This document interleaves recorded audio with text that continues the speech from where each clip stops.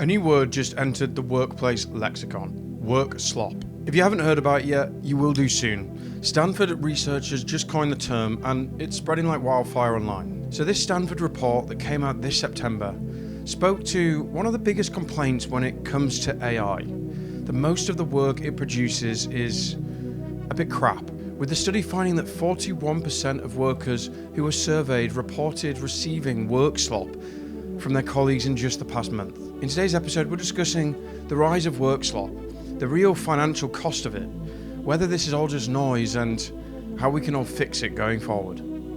This is In the Loop with Jack Horton. I hope you enjoy the show.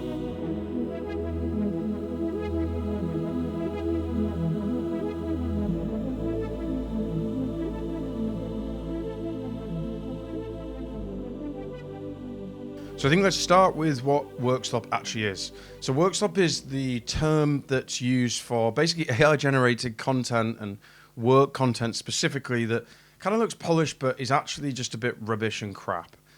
And in practice, this looks like, slide decks that, or reports maybe, that look really good when you, give it that 5-second glance or you skim through it really quickly.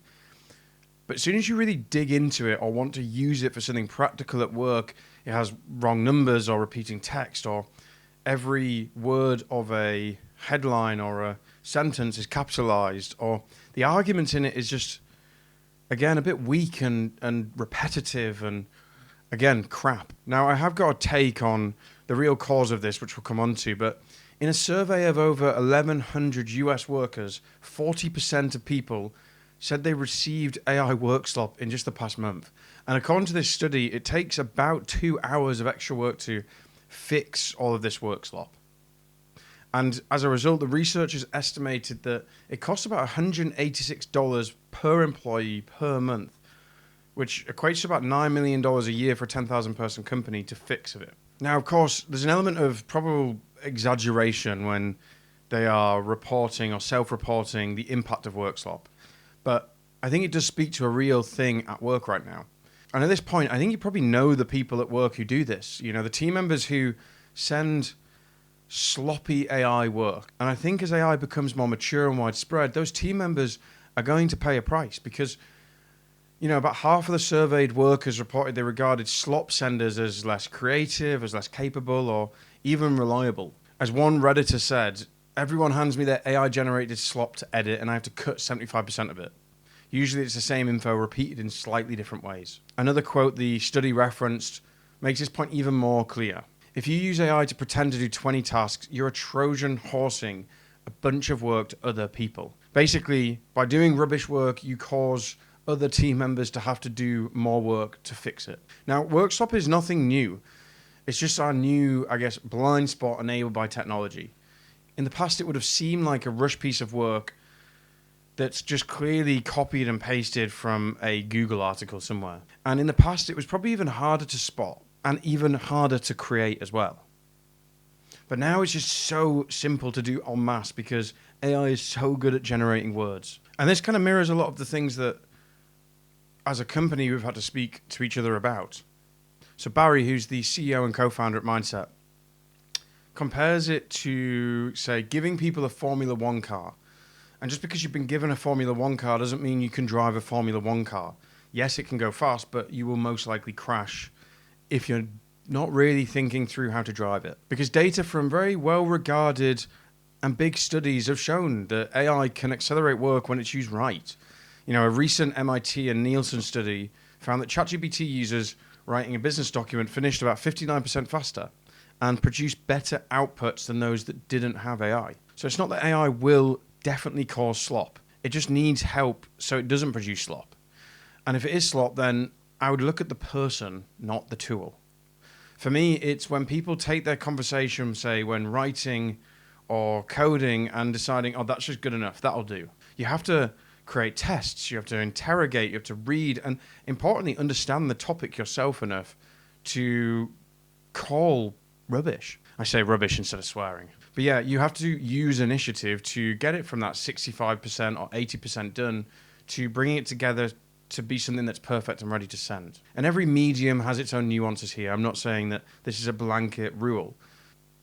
Whether you're writing, coding, creating art, you can't really expect things to be done without applying some level of brain power and analysis to the thing that you're creating. Now, I'm not saying that people don't care.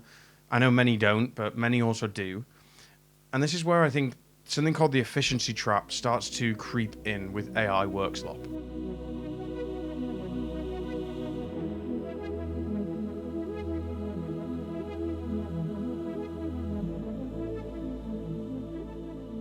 Now, I think this is a really interesting take on how companies with very clever people who probably have the best intentions start creating rubbish. So someone called Dr. Cornelia Walther at Wharton has documented what she calls the efficiency trap. And it basically explains why Workslop can just proliferate in an organization, despite everybody's best intentions not to do so. It unfolds in 4 predictable stages. So stage 1, according to her, was that workers experiment with AI quite cautiously. They use it selectively, they maintain lots of control, productivity genuinely improves, tasks that might have taken days might actually now take hours, and everybody gets quite excited. Stage 2 is management really noticing and getting involved. Operating under resource optimization objectives, they're going to increase their expectations of a team's output.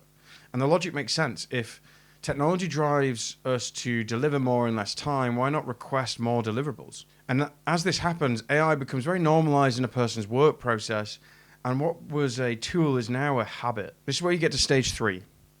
And teams, to meet these escalating demands, delegate increasingly complex tasks to AI. And that, I guess, selective assistance evolves into reliance. Tasks requiring independent analysis and critical thinking become AI-driven by default. Dependency accelerates, and a lack of processes around all of this work then leads to more and more workslop happening. And this is where she describes stage 4. Each productivity improvement, she says, becomes that new baseline. Deadlines reduce, so you have less time to do more because the number of projects that get started increases, the complexity of those projects also increases, and efficiency gains are almost permanently incorporated into performance standards. And workers reach what Walther calls technological addiction, which is feeling psychologically incapable of meeting demands without using AI.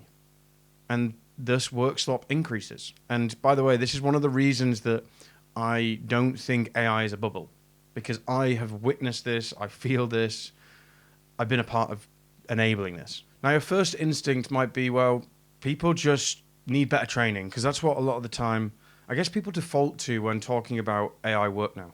Now, I think there's also a human element to this, which I want to explain in a little bit more detail. Your first instinct might easily become, just train people and give them more information and training.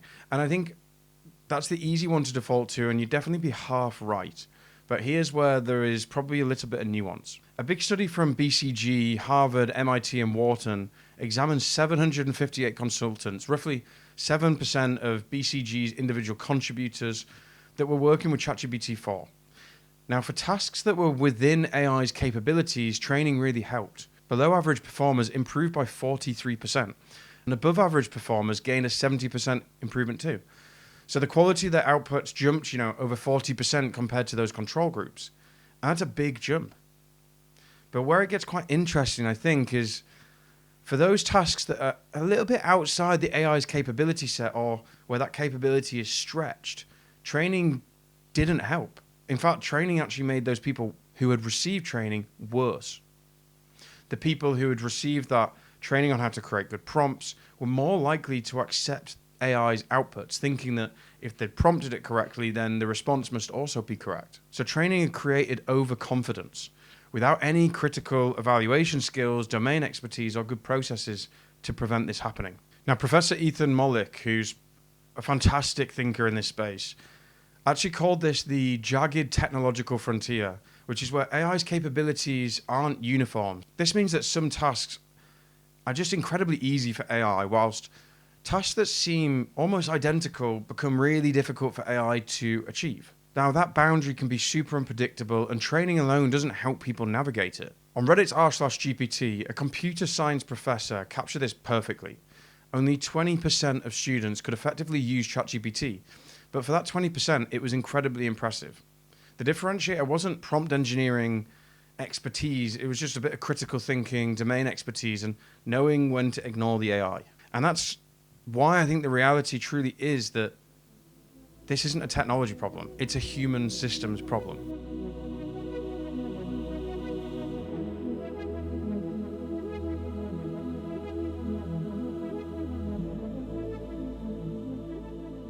So how do we fix this mess? Well, I think to put it plainly, domain expertise matters more than ever. If you're not sure what good looks like, AI can generate plausible first drafts that may go way over your head.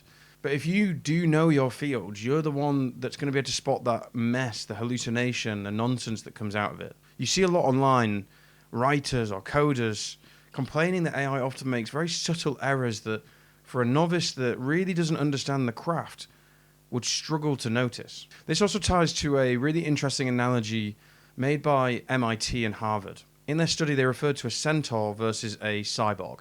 So they say that some workers act like centaurs, so dividing tasks between AI and themselves. ChatGPT, give me an outline, I'll write the content, you create the review. And others try to become true cyborgs, fully blending AI into their workflow, sometimes over-relying on that AI system to produce the work. The most effective teams tend to use a hybrid centauric approach. Leverage AI for speed, whether it's creating certain templates and processes or drafting certain text, but with an expert human steering it to make sure the quality is still really high. I think, of course, another really important one is training. Many workers obviously dive into lots of new tools with very little training or coaching, and if you don't understand the underlying ways of or underlying processes, shall I say, you're going to really struggle to get good outputs. BCG recently found that only about a third of employees actually feel properly trained on AI. Then number 3 is what I think is arguably the most important factor, which is process and quality control breakdowns. Now, I think few workplaces will have a very good review cycle around AI drafts. So in the past, say an email or a document or some slides would be created by a person and then reviewed by a person. But now, AI is able to create so much of it that it probably often skips a review cycle, especially when people are operating under a deadline. Again, thinking back to the efficiency trap. Now there's multiple drafts and multiple review cycles that can happen incredibly quickly. So we have 2 drafts that are built by product management. You create a document which is about essentially the outline of the brief, the things that this thing must do and why. We then have a specification document created, which is essentially a planning document, which takes the vision of the big feature or product that you're going to build into an actionable plan for developers. At both of those stages, you have a review cycle. Devs will then use Claude Code to create an entire implementation plan, which is then reviewed. And then we go ahead and do the work. Now that can happen 60, 70% faster than normal processes because it doesn't require 8 meetings to get to that end plan. It can happen in literally 30-minute segments and an individual ideating with AI to get to the right plan. And the same goes for writing. Gen AI can ideate on a plan for the writing, then help with the research, then you can handpick the research, and then you can draft and bring it together yourself. Each should have its own review cycle. And again, all of these processes should be baked in with guardrails, context on the business, the process, the frameworks, the even template outputs. Anyway, going on to the 4th and final factor that would help fix this massively, and that's expectations. I think many managers have jumped on AI expecting kind of magic. Better equals better and more equals better.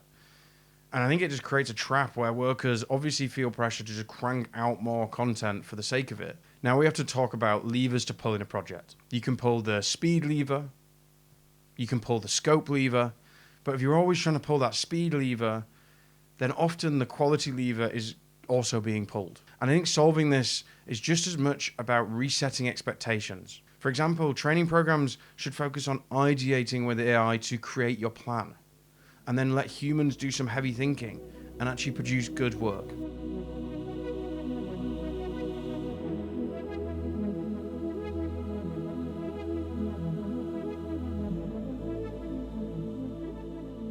Anyway, to conclude the episode, this story should be quite clear by now. Workslop isn't an AI problem. It's a symptom of underprepared people and processes. When we rush it, or undertrain ourselves, or hide its use, or don't put process around this Formula One car, we get sloppy results. And conversely, when an organization invests in smart AI habits, they're going to get real, fantastic benefits. And I think for listeners, the takeaway is quite actionable. If you want good AI output at work or for personal use, treat it like any tool. Learn to use it properly, double check its work, and loop humans into the process and assume that it's not going to get the right answer straight away. Anyway, thanks for listening. That's it for this episode, and I'll see you next week.